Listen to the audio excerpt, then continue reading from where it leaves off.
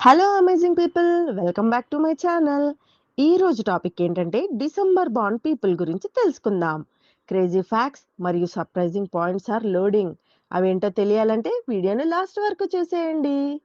డిసెంబర్లో పుట్టిన వాళ్ళంటే చలికాలంలో పుట్టిన వారి స్వాగ్ మాత్రం ఫుల్ వేసవి హీట్లా ఉంటుంది. ఉదయం క్యూట్గా, మధ్యాహ్నం మూడీగా, సాయంత్రం హైపర్గా, అదే రాత్రికి నేనే హీరో అనే మోడ్లోకి వెళ్ళిపోతారు.